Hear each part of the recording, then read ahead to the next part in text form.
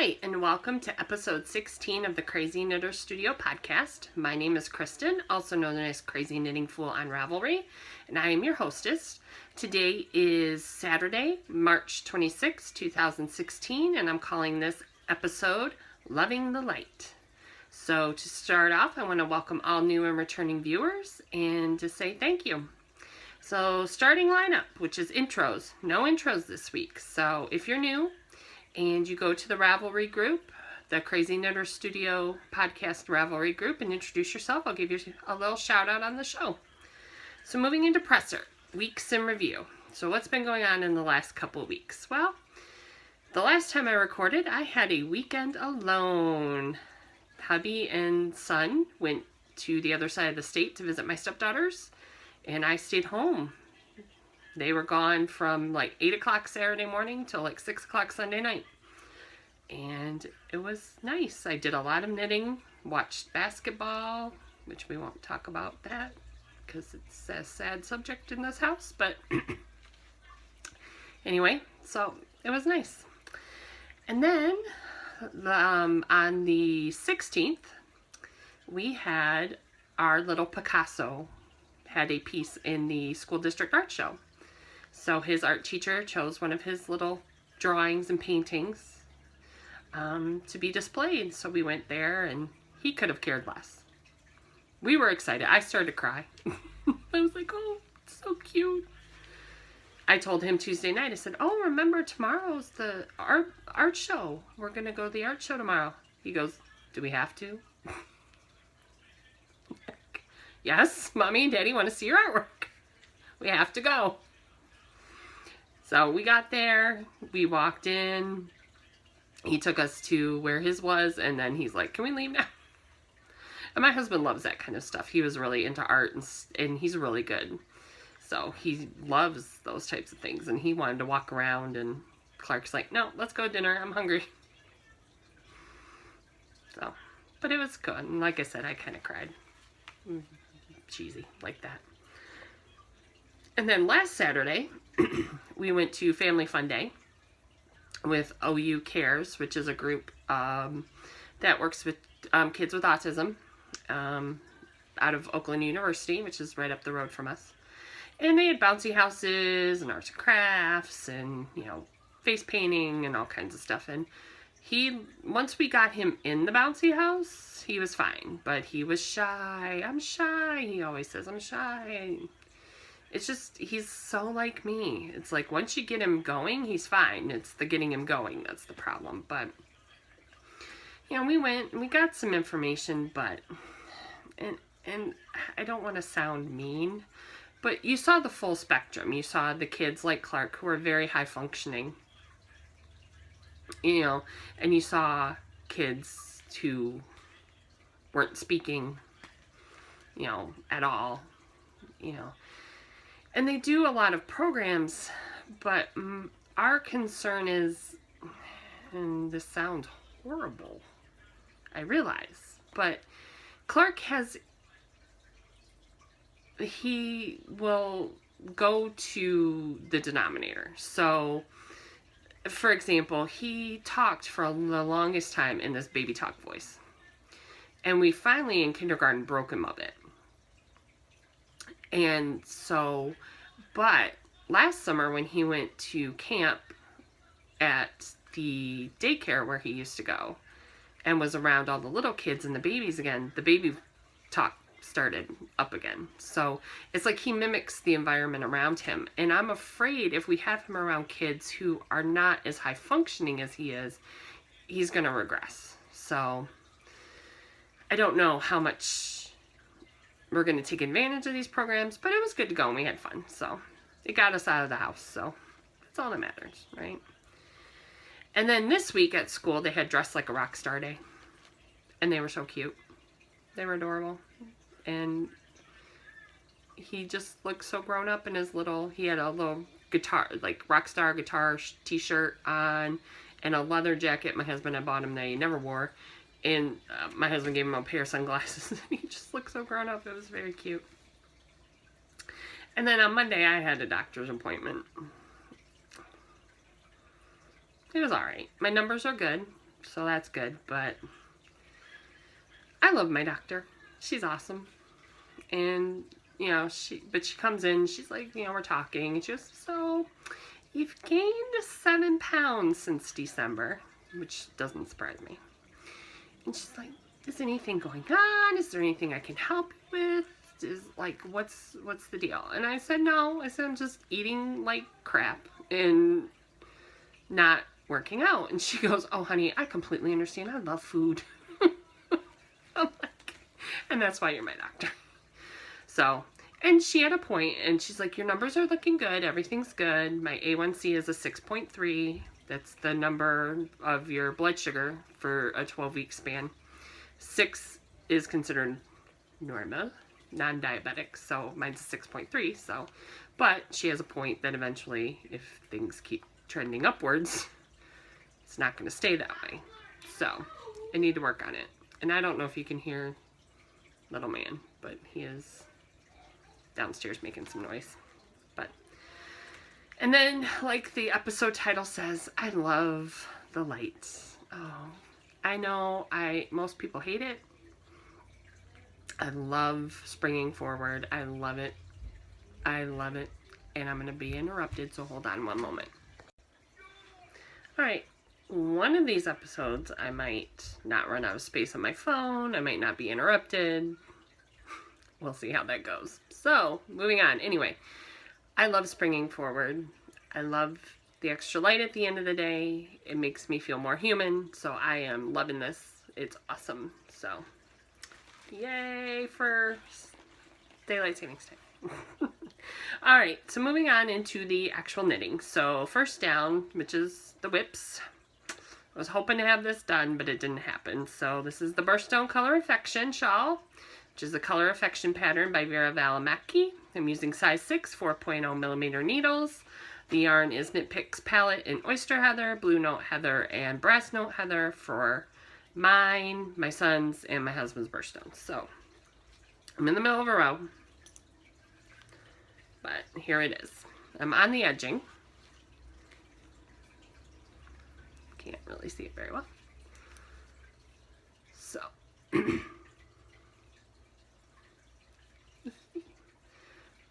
so that's where I was last time. Knit all this. Like I said, I'm on the edging. You knit 2 inches and then you bind off. So, I don't know, was that an inch? I can't estimate very well. So this is almost done. I was hoping, like I said, it would be finished, but no such luck. But it will be finished for the next episode. Yay! It has to be done by Thursday. This is my big winter camp. Ends on Thursday. This is my big point knitting, so it has to be done by Thursday. So, moving on. My second one is, again, should have probably, if I would have actually gotten up this morning when I wanted to, I would have had another touchdown or finish object, but oh well. So this is Clark's Easter Lamb, and it's the, there. It's the Knit Little Lamb pattern by Lion Brand. Oh, it's cute. For his Easter basket tomorrow. So I'm going to use size 3, 3.25 millimeter needles, and the yarn is Red Heart Super Saver in brown, Karen Simply Soft in black, and Lion Brand Woolies in gold. So we have the body in the brown. We have 2 little ears, again in the brown. We have his little face, which is curling, kind of hard to see. I think you do that. And then we have his little legs. So 4 little legs. So all the knitting's done. He just needs to be stuffed and sewn together, and his little face on. So I will be doing that tonight after someone goes to bed. So the Easter Bunny can come and bring him in the basket. Okay. So moving on to touchdowns, which are the FOs. So I have Preemie Hat number 6, which is the Marshmallow Days Baby Hat by Linda N. I use size 3, 3.25 millimeter needles, and the yarn is, I'll show it to you, Knit Picks Dancing, Wool to Dye for Honeysuckle, and Garn Studio Drops Delight in color number 13. So it's just a cute little eyelet pattern. So it's kind of ugly, but I don't think the baby's gonna care. All right, and then my second touchdown is the Rye Socks for charity. So this is the Rye Socks pattern by Tin Can Knits.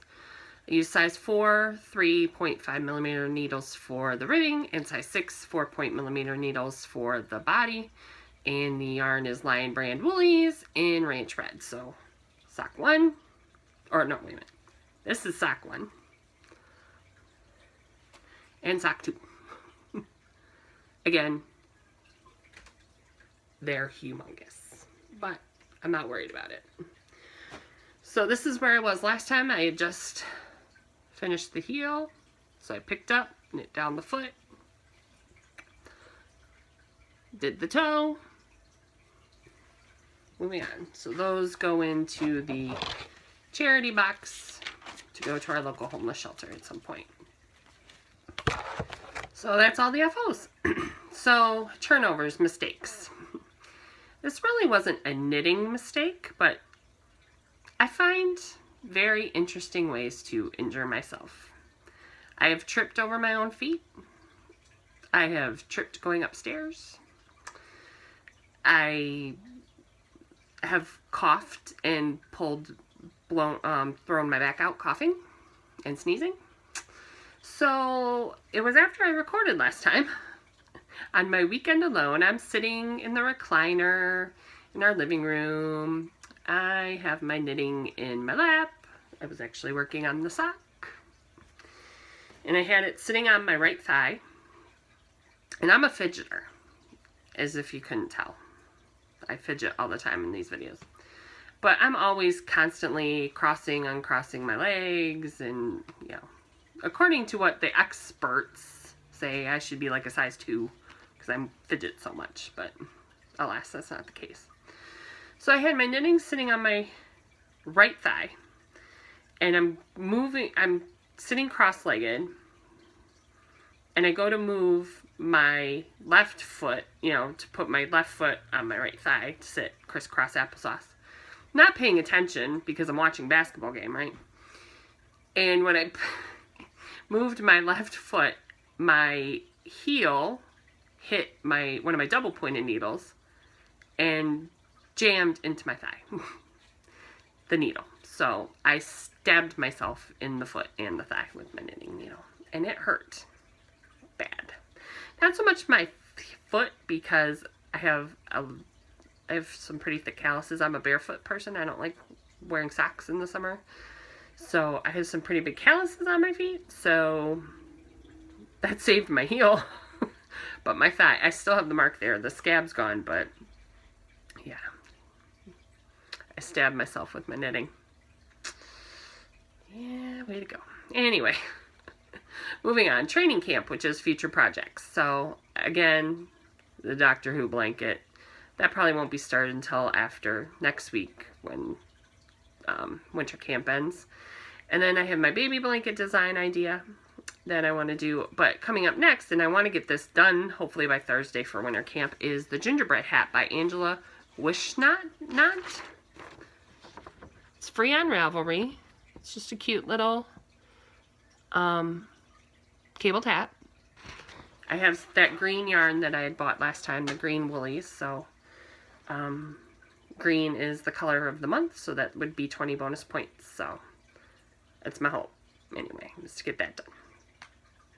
So moving on into concessions, which are purchases, and I won from the Geeky Girls Knit their winter knit along. I won a prize, which was a pattern by Jammin' to Knit on Ravelry. So I chose her Anything Goes shawl, which is just a,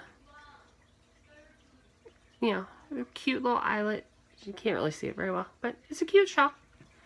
So I'll knit that up sometime in all my knitting time. But so it was nice. Okay, so moving on into film room, books, TV, etc., etc. There's a lot this week. So, first up, books. Since the last time I finished Blossom Street Brides by Debbie Macomber. Typical Debbie Macomber book. I like the book. I like the series. So, if you're a fan, I suggest reading it. I'm sorry if you hear him down there. He's like, I have no idea what he's doing. And now I'm reading The Little Stranger by Sarah Waters. And this takes place in England right after World War II, and they live out in the country. It's a doctor, and he goes to take care of a maid at this Hundreds Hall, which is, the county estate that has fallen into disrepair because after the war, the family has lost a lot of money. And there's some weird going on. And I'm having a hard...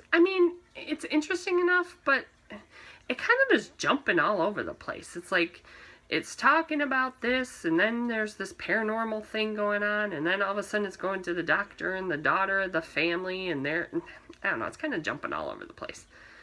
But I'm almost done with it. I have like 100 pages left, so I'll finish it, but it is alright, but not great.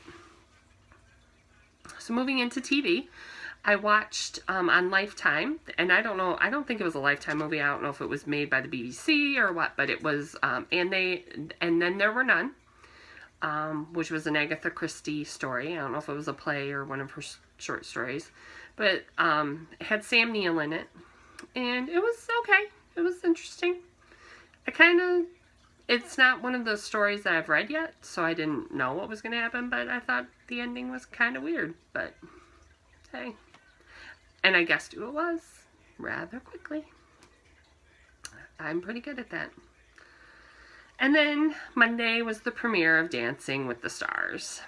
So I was excited. So, again, some people, I have no idea who they are. But 3 NFL players. Well, one former, Doug Flutie. He was not so good. Then Antonio Brown, who plays for the Pittsburgh Steelers and went to Central Michigan. Go Chippewas! He was very good. And then Von Miller, who plays for the Broncos. He was actually the Super Bowl MVP. He was pretty good. So, and then there were some other people. Kim Fields, Tootie from Facts of Life. I'm trying to think who else was on there. The Geraldo Rivera. Not good. He just kind of walked around. He didn't really dance. It's obvious that, these people are real big stars because they're making such an impact on me. But the one that I was really good was the model. He had won the last season of Next Top Model, but he's completely deaf. Completely. Like, they had Marlee Matlin on a few years ago, and she said she could kind of hear, like, the bass line of the music, but with her hearing aid in. But this guy hears nothing. He's completely deaf. And he was really, really good. I'm like, wow. That's amazing to me. That is completely amazing. So, yeah. So, we'll see how it goes. I'm thinking Antonio Brown or Von Miller. I think we're going to have another athlete win this time. But we'll see. So, moving on, I have quite a few podcasts that I've taken up since the last time. The first one is called The Context with Joy Burnell, who used to do a podcast called Born Yesterday, which was about weird bits of history that, you might not know about. But this one he does more current event things. Like his first episode was the Flint water crisis, which, is in our backyard. This last one was about Mark Rubio and climate change and his denial of climate change. So I ran out of space on my phone. Anyway, if you like current events, The Context with Joy Burnell. It's a good podcast. Hopefully I can get through this. So the rest of them are all... I forgot something on TV. Back up. I watched a new show on Food Network called Cooks versus Cons. So it's kind of like Chopped, sort of. There's 4 cooks. 2 of them are professionals. 2 of them are amateurs. You don't know who's who. And they have to cook a theme. So, well, like the first episode that I watched was burgers. So they had to do a burger first, and then they had to incorporate cereal into their burger somehow.